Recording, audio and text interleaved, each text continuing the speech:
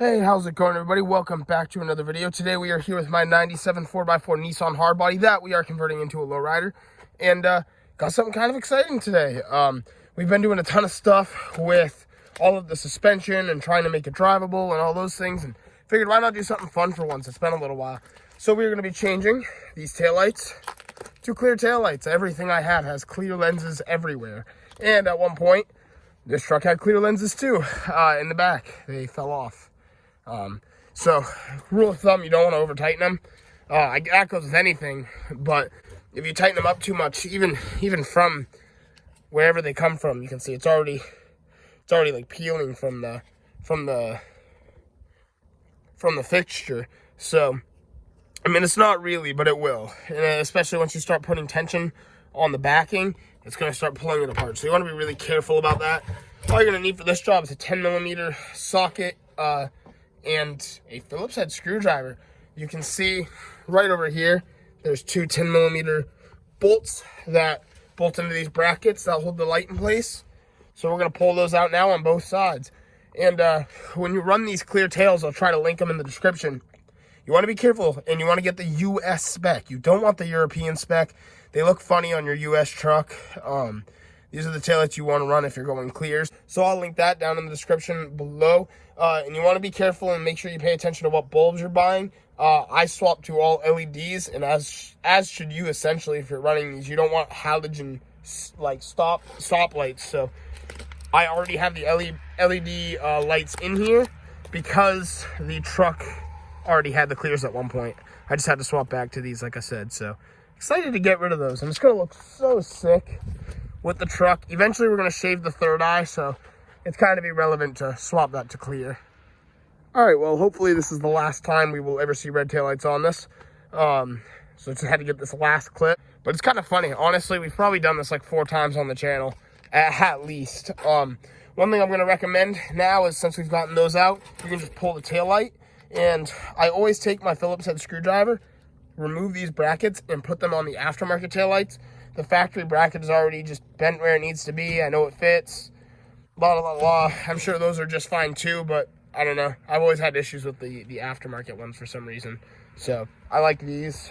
All you got to do is unplug these bulbs. So you just twist and pull, and they come right out. I kept my top as a halogen for my blinker. So that one you can change to orange if you want, but it doesn't really matter.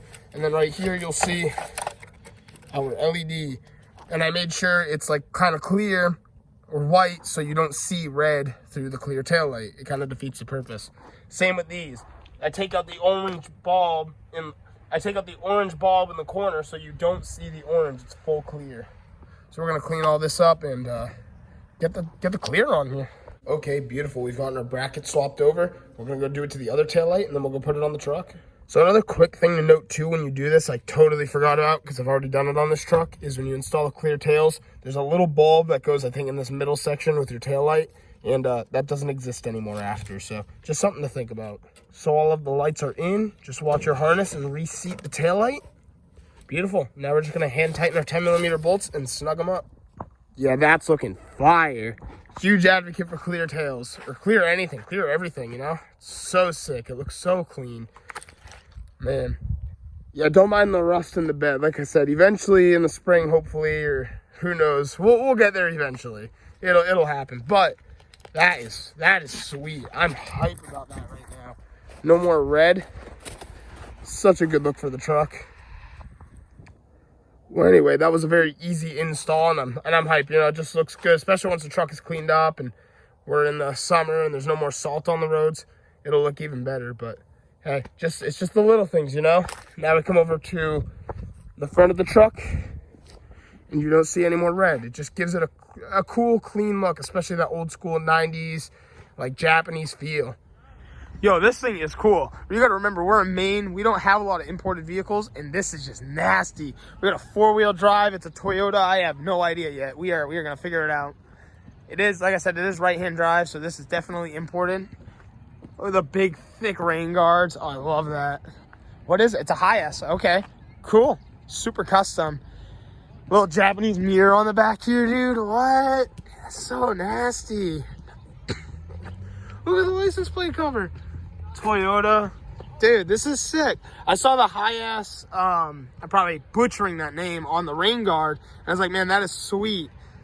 It looks like it's like rows of seats, and then there's curtains back here. Living Saloon EX. But what a boss vehicle to be driving around here in Maine. Dude, there's like little sunroofs up at the top there. You got your actual sunroof. I wonder if those fold up.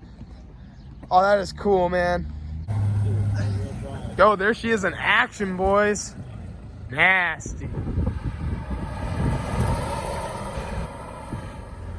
All right, guys, so I gotta grab 2 clips of this. One for a video I'm making at the end of the summer of just some strange Japanese vans, but I'm gonna grab this one for the Vag Fair video. I mean, look at this thing. It's a Toyota Hiace. Correct me if I said that wrong. Super custom limited. I mean, this thing is awesome. Look at the panels, all the gloss, the flake, the big rain guards. The seats are facing each other on the inside here. I mean, yeah, this is just like a full luxury. You got your windows on the top. I mean, this thing has a wing. This is crazy. Oh, what a cool car to see here. This is like the last thing I was expecting. I mean, just beautiful. You got the curtains in the rear. Man. I'll open this door too. Oh, for real? Yo, let's see it. Here's an interior shot of it. Actually, the owner just opened up the door. I mean, check this thing out. Is that a TV up here? Yeah, some ghetto fab. Dude, riding right here with the sunroof. I mean, oh, that's so cool. So on this van, he has power curtains. Here are the seats facing each other. I mean, imagine just sitting here getting like chauffeured around with the sunroof, the rear. Everything about this thing is so cool. The Toyota Hiace. All right, guys, so this is the Toyota Hiace. This is just so cool.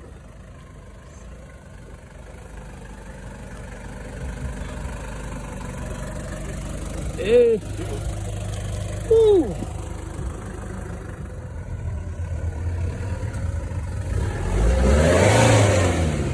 I forgot to tell you guys, this is a turbo diesel as well, which is so sick.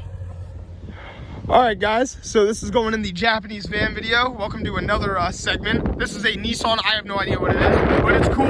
Sorry for the wind. So I have no idea what this van is. It has Japanese lettering all over the side of it. We did come to find it's a Nissan. This wheel is really similar to what came in the factory hard bodies. Even that little ring right there around the ignition is so similar. I'm going to assume we're talking about late 80s, probably 89-ish, if I were to guess. But look at the size of this thing. Right-hand drive, just chilling in Maine. You can tell we figured out it was a Nissan by those mud flaps and a couple other small things around the car.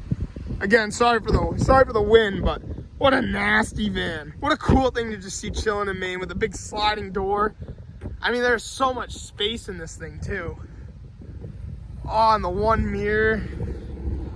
Oh, there's a whole other row of seats. This thing is so cool. Oh, and it's stick shift? What is that, a 5-speed? That's so dope. I'm loving this series. Ever since I started this series, I keep seeing cool imported Japanese vans. Wanted to show you guys these sick OEM chrome Nissan rain guards. And I just figured out this thing's a 4-wheel drive. It says right on the stick. I mean, everything is so just similar. Oh, this is so cool. All right, one more shot. So it's called a Nissan Homie Caravan. Yep. Homie Caravan. We got the, so it used to be a hearse, so this man's playing the body right now. Oh man, but yeah, the hearse is why we got all the jumps. I don't know if you're familiar with the Chinese diesel heaters. So I got a little muffler that goes out the bottom of that. So it has What? heating, yeah. That's crazy. Yeah, my generator's not in here. But that's why we have the velvet interiors, because it used to be a hearse. That's kind of scary. There's been a lot of dead bodies in here. All right, guys, so we got another van for the Japanese van video.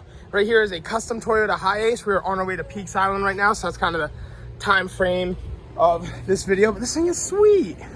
I'm actually starting to see a lot more of these, so there must be a company local or somewhere in New England that's been sending these down to Maine. But what a cool ride. 4-wheel drive too. Can't go wrong with that. And the Japanese mirror. He fits in this thing.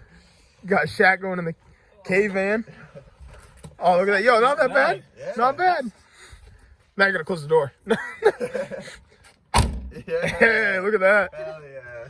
Bro, I am comfortable. I am comfortable 100%. Daily. Give me a little horn tap. I gotta hear the horn on this. Oh, that's perfect. That's exactly what you'd expect. Real weird. Exactly the ad normal. Give me that reverse one more time. Little backup noises. So funny. Yo, check this out. We just came across a little Honda Acti pickup. It's not a Japanese van, but it kind of fits the whole theme of the video. This is cool. Little flatbed with the back rack. I like that a lot with the back rack. I think it kind of needs that. Fresh import. There was a purple one just down the street too. I should have grabbed a clip of. But pretty cool. All right, I got your guys' back. This is the purple K-Truck on the other side of the building. Now you've seen it. Okay, we're just walking around. It's New Year's. And just about to finish this vid off, but I wanted to show this some appreciation. This is actually really cool to see. I was like, all right, you know, it's just a Trailblazer. It's like pretty common traffic, but it's cool. It's a two-door Blazer, and on top of that, it's the ZR2. I don't know if all the two-door Blazers are ZR2s or not. I don't think so. But just cool to see. It's just something, just kind of an underappreciated survivor, you know, all this time. It's pretty clean still, but had to show you guys. Yo, what a crazy cool clip to get. So this is gonna finish up our Japanese van video. But this is just wild. So I'm literally finishing up this video as of today. Like I'm getting it ready for the next video drop. And it's a Mitsubishi van. Sorry, I'm sick. You got the hood scoop on this side. It is a turbo diesel. This is cool. What a cool thing to just see as we're tying up this video. He's got a whole bunch of storage back here. Oh, there's some digital gauges up there. That's so nasty. This thing is huge. Is it? It's a Delica. Okay. It says space gear back here. Oh, he's from New Mexico. That's crazy. Intercooler turbo 2800 on the side.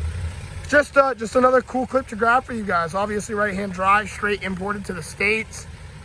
Well, what a clutch clip to find at the very end of making this video. That is cool. It is so tall, too. That is wild. But again, that is awesome.